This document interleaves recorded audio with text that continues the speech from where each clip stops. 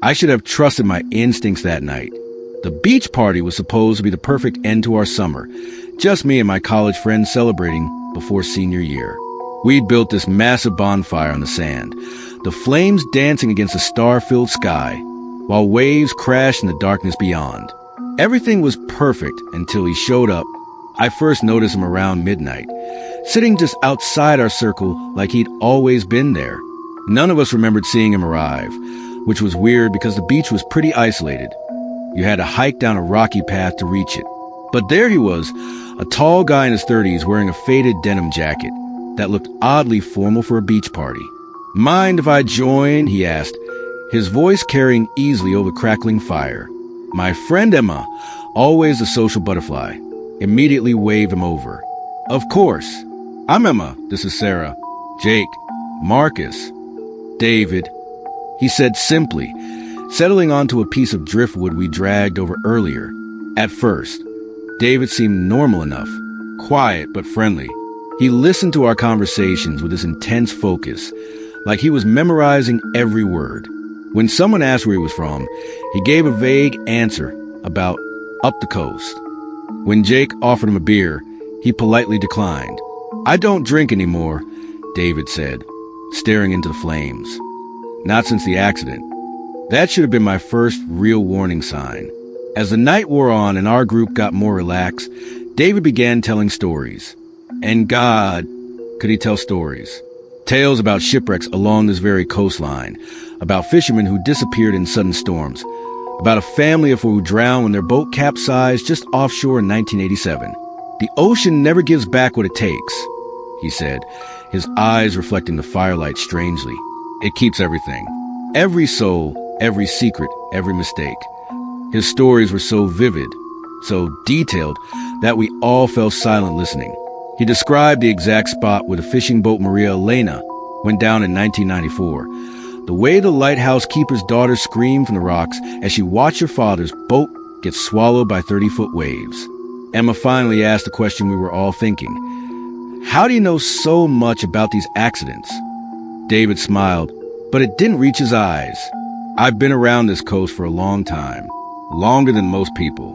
That's when I noticed something that made my skin crawl. Despite sitting next to a roaring bonfire for over an hour, David wasn't sweating at all. The rest of us were wiping our faces and shedding layers, but he looked completely comfortable in that heavy jacket. Around 2 a.m., people started heading back to their cars.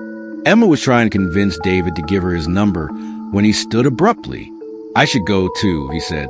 "Thanks for letting me share your fire." But instead of walking toward the path like everyone else, David turned toward the ocean. The waves were rougher now, white caps visible even in the darkness. "Hey!" I called out. "Your car's the other way." He didn't respond, just kept walking steadily toward the water. "David!" Emma shouted, but he was already knee-deep in the surf. We all ran after him, but by the time we reached the water's edge, he was chest-deep and still walking. The waves should have knocked him over, but he moved through them like they weren't even there. "What the hell is he doing?" Jake yelled over the sound of the waves. David was waist-deep now, then chest-deep, then only his head was visible. We kept shouting, but he never turned around, never acknowledged us. He just walked straight into the ocean until we couldn't see him anymore. Jake and Marcus dove in after him, but the current was too strong. The lifeguards arrived 20 minutes later, then the Coast Guard. They searched for 3 hours and found nothing. The next morning, I couldn't shake what had happened. I drove to the local library and started researching the accidents David had described. Every single story checked out, down to the smallest details. The Maria Elena really did sink in 1994. The lighthouse keeper's daughter really did watch her father drown. But here's what made my blood run cold. I found David's obituary in the newspaper archives. David Chun, age 34, died in a boating accident 15 years ago. His body was never recovered. The photo in the obituary was definitely him. Same face, same denim jacket he'd been wearing that night. I still go to that beach sometimes, especially on summer nights when there are bonfires. I watch the groups of laughing college kids, and I wait, because I know eventually he'll show up again. The ocean never gives back what it takes, but sometimes it lets the dead visit. And now I understand what David meant about keeping secrets. Some stories can only be told by those who lived them or died in them.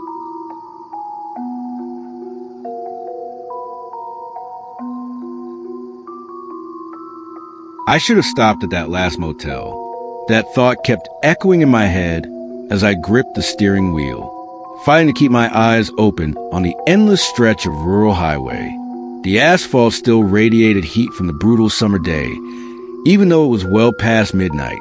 My boyfriend, Jake, was passed out in the passenger seat, completely useless as usual.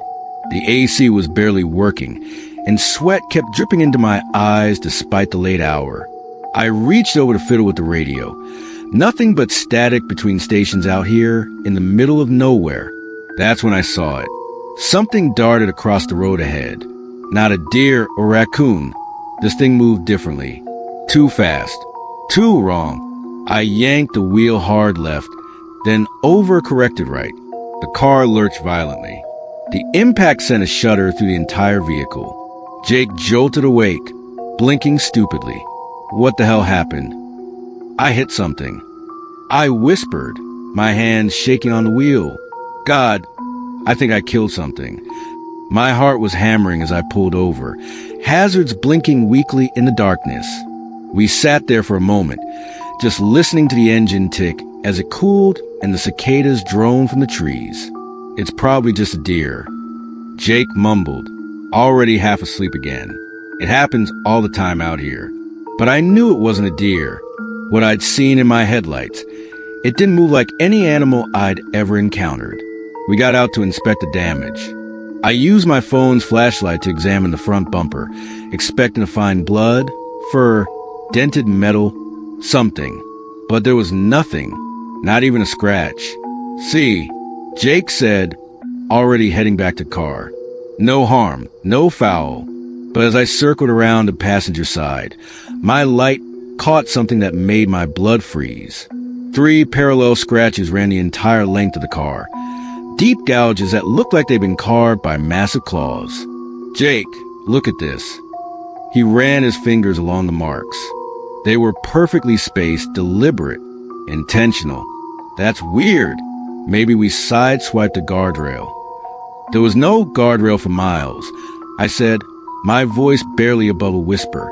That's when we heard it, a low sound drifting from the tree lean, something between a growl and a human voice calling from very far away. Every hair on my body stood up. Jake grabbed my arm. Get in the car. Now. As I turned toward the vehicle, my flashlight swept across the road's edge. Standing just beyond the light's reach was a figure. Tall, impossibly thin. And when my light hit it for just a split second, I saw limbs that were too long, fingers that ended in points, and eyes that reflected light like an animal's. I dropped my phone.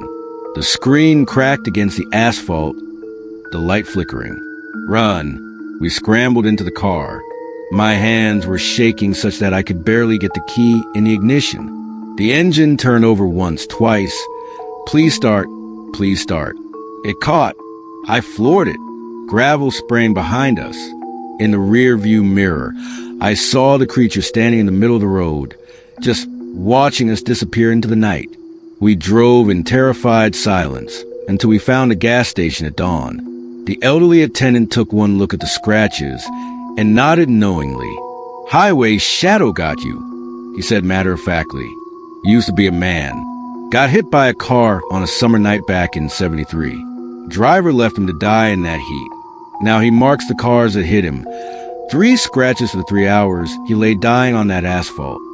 He paused, studying our faces. You're lucky, though. Most folks who actually see him don't make it to the next gas station. I still check my rear view mirror obsessively when I drive at night. Sometimes on empty summer roads, I swear I see a tall figure watching from the darkness. And those scratches? They're still there, no matter how many times I've tried to have them buffed out. Some marks, it seems, are permanent.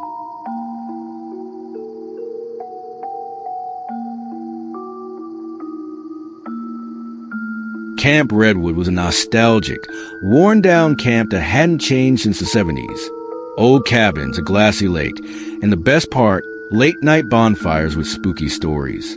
Mark, our favorite counselor, was a master storyteller.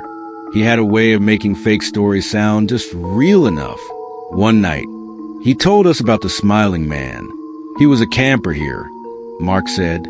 Didn't talk, just smiled. All day, at meals in his sleep, kids bullied him. One night, he walked into the lake, smiling. We laughed. Classic horror junk. Mark grinned. No worries, it's all made up. That night, I woke up to whispering, then giggling. I sat up in my bunk. It wasn't one of us. The door creaked open. Slowly, someone walked in. I held my breath. He walked from bunk to bunk, pausing at each one. When he reached Jimmy's, he stopped. I saw his face in the moonlight. He was grinning, ear to ear, eyes wide, unblinking. I wanted to scream, but couldn't move.